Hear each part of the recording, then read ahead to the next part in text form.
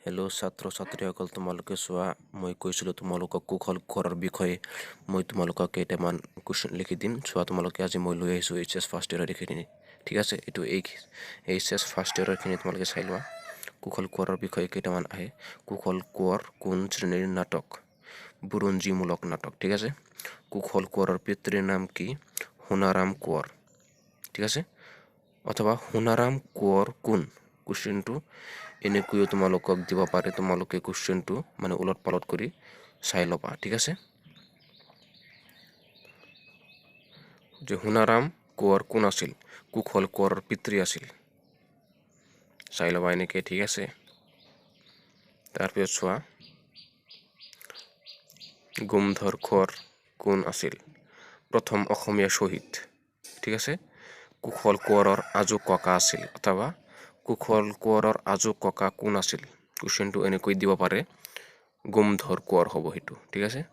তোমালোকে চাই লোৱা, কুৱেশ্যনটো ভালদৰে পঢ়িবা আৰু এনচাৰো তোমালোকে ভালদৰে পঢ়ি থৈ দিবা, ঠিক আছে। কণপাহী কোন আছিল? কুশল কোঁৱৰৰ মাক আছিল, ঠিক আছে। অথবা কুশল কোঁৱৰৰ মাতৃ কোন আছিল? কণপাহী।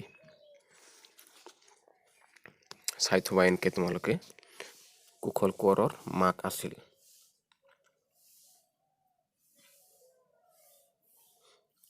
কুশল কোঁৱৰ কাক গুৰু মানিছিল?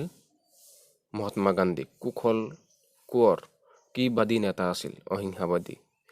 বৈকুণ্ঠ বিহাৰী সিং কোন আছিল? স্বাধীনতা সংগ্ৰামৰ নেতা।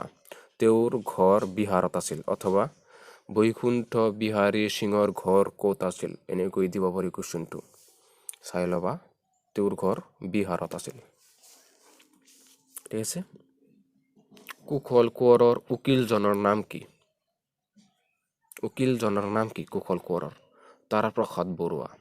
কুশল কোঁৱৰ কোনখন মহৎ গ্ৰন্থৰ বাণী নিজৰ জীৱনত গ্ৰহণ কৰিছিল? ঠিক আছে, গীতাৰ। এইটো হ'ব গীতাৰ, ঠিক আছে। চাই ল'বা, এইটো খুব ইম্পৰ্টেণ্ট হয়, এইটো চাই থবা, গীতাৰ হ'ব।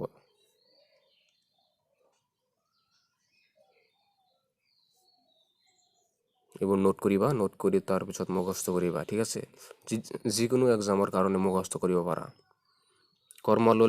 কৰ্মলোৱা লেখি কৰ্মবিনে নাই আন গীত, এৰাচাৰিৰ মতি তোমাৰ জননীয়ে যে দাসী। ইয়াত কাক দাসী বুলি কোৱা হৈছে? জননী অৰ্থাৎ দেশ মাতৃক। এইখিনি চাবা তোমালোকে, এইখিনি চাই থবা, ঠিক আছে। এটা পেৰেগ্ৰাফ আহে তোমালোকৰ, দফা এটা আহে, ঠিক আছে।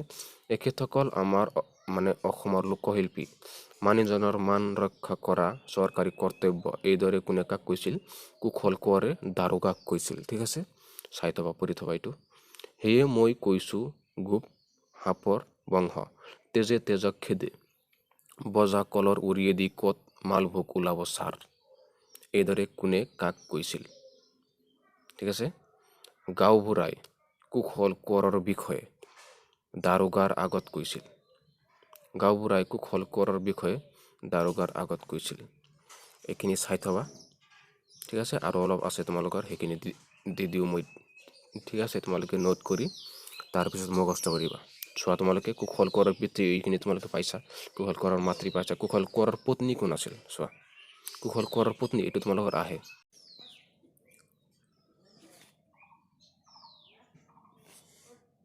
কুশল কোঁৱৰৰ বিয়া কিমান চনত হৈছিল? 1929 চনত। তোমালোকে চাই থবা। ভাৰত ত্যাগ বা কুইট ইণ্ডিয়া কেতিয়া আৰু ক'ত গ্ৰহণ কৰা হৈছিল? চাই থবা, তোমালোকে চাই লোৱা।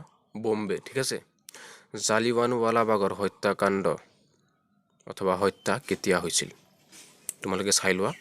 আৰু তোমালোকে কুৱেশ্যনটো চাই কনফিউজ নহ'বা। ভাবিবতো পাৰা যে এইবোৰ কুৱেশ্যন ক্লাছ 10ৰ হয়, ঠিক আছে। এইবোৰ তোমালোকৰ কিতাপত আছে, ঠিক আছে।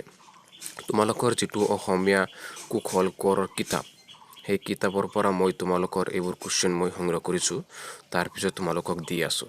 তোমালোকে কনফিউজ নহ'বা, ঠিক আছে। এইবোৰ কিতাপৰে হয়, এইবোৰ তোমালোকৰো আছে, কিতাপত আছে। জালিৱানৱালাবাগৰ হত্যাকাণ্ড আৰু কিমান তাৰিখে কনকলতা আৰু মুকুন্দ কাকতি মানে গহপুৰ থানাত মৃত্যুবৰণ কৰিছিল, এইটো আহিব পাৰে। তথাপিও মই দি দিছোঁ, এইটো ইমান ইম্পৰ্টেণ্ট নহয়। কিন্তু জালিৱানৱালাবাগৰ এইটো চাই থবা আৰু চেনেলটো ছাবস্ক্ৰাইব কৰি থবা, যিমান পাৰা শ্বেয়াৰ কৰিবা, ঠিক আছে।